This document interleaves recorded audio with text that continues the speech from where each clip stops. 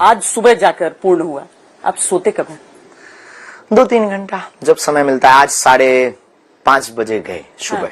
हाँ। 6:30 ऊपर पहुंच पाए, मिलते 6:30 पहुंच पाए, जहाँ छोटा सा स्थान बना है। और फिर आ गए थे 11-12 बजे, फिर बैठ गए थे। तो कुछ लोगों को वहां बैठक करना, यज्ञ की व्यवस्था जो हुई है यज्ञ, उसके सामान को वापस करना। धीरे धीरे फिर नीचे आ गए।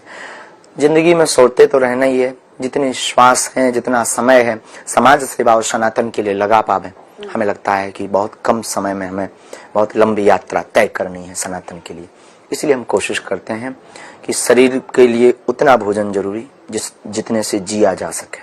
हम खाने के लिए नहीं जीते, जीने के लिए खाते।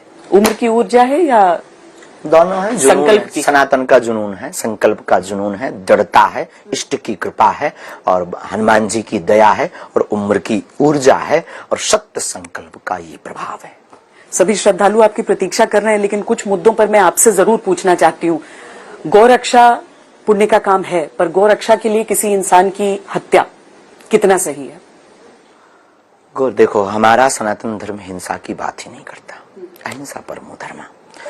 अगर आप हम पर आरोप लगाएंगे कि आप भी तो माला भाला की बात करते हैं, तो इस पर हमारा सीधा सिद्धांत मत सदैव यही रहा, भाला का अर्थ लोगों को दंडित करना नहीं, उनको उनकी असलियत बता करके झुकाना, आत्मरक्षा। तो गौ माता के लिए रक्षार्थ बहुत जरूरी है, परंतु शास्त्र ये भी कहता आतताई बधारणा। हम नहीं कहते, शास्त्र तो कहता है आतताई बधारणा। रावण जब नहीं माना, देखो भाई, एक व्यक्ति से अगर पूरा देश दूषित हो तो ऐसे व्यक्ति का वध ही उचित है। एक और नया विवाद आज हुआ था जब कुछ बच्चों को हटा दिया गया था, मदरसों से निकाल दिया गया था क्योंकि उन्होंने दाढ़ी हटा ली थी अपनी।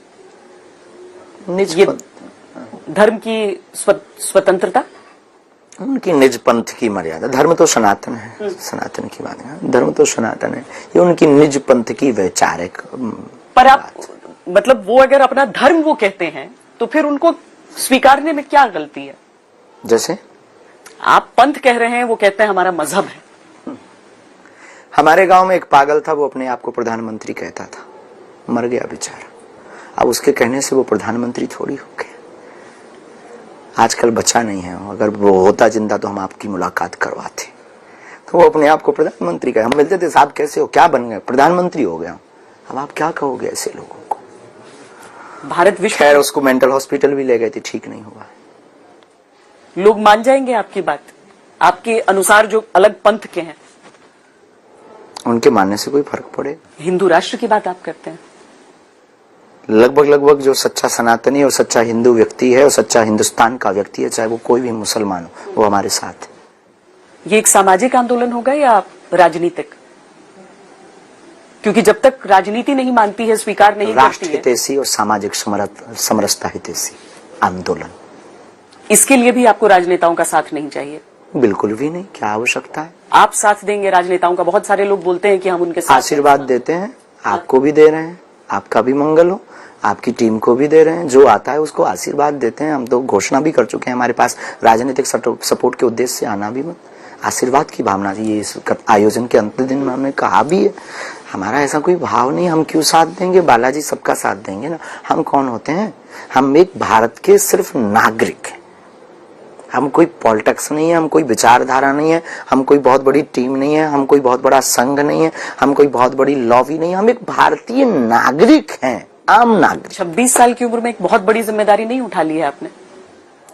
ध्रुव जी और प्रहलाद जी ने तो 5 वर्ष की अवस्था में जिम्मेवारी उठाई थी। हमारी अवस्था तो 20 साल अभी भी उनसे ज्यादा है। हमें लगता है हम लेट हो गए, ये काम हमको 18 साल में शुरू कर देना चाहिए था, और आप भी लेट पहुंचे। इस बात पर चर्चा करने के लिए लगभग, क्योंकि आपको इस देश को शायद 1947 में ये बात कर लेनी चाहिए थी, तो हमें जरूरत न पड़ती।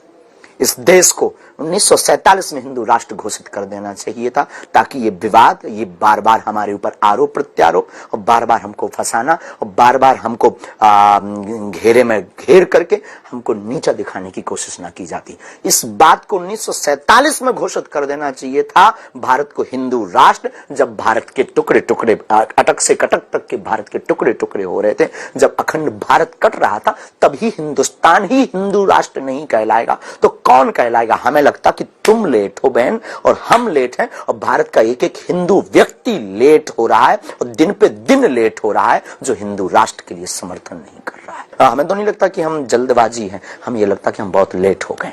भारत को 1947 में हिंदू राष्ट्र घोषित होना चाहिए था। मुहिम हो गई है आपकी, एकमात्र लक्ष्य है सनातन हमारा एकमात्र लक्ष्य, हिंदू राष्ट्र हमारा एकमात्र लक्ष्य। आलोचना से भी कोई असर नहीं, आहत होते हैं? बिल्कुल भी नहीं, मुस्कुराते हैं आलोचना से। भगवान राम को भी लोग गालियां देते थे, हम तो आम हैं, हमें कोई मतलब फर्क भी नहीं पड़ता। Thank you very much, same to you बोल देते हैं रात को एकदम से 11 बजे, जब 12-1-2 बजे जाते हैं ना, हम बोल देते हैं सबको सेम टू यू। उनकी गाली उनको मुबारक। होली का त्योहार भी आने वाला है, भगवा रंग में सब रंगेंगे। भगवा रंग में रंगेंगे? बालाजी के रंग में सब रंगेंगे, क्या दिक्कत है? मतलब इसमें कोई राजनीतिक संकेत नहीं दे रहे हैं? बिल्कुल भी नहीं। राम रंग किसका राजनीति का है, किसकी बाप की बाप होती है? चंद्रमा हमारा भी और उनका भी, किसी की बाप की बाप होती है थोड़ी है चांद?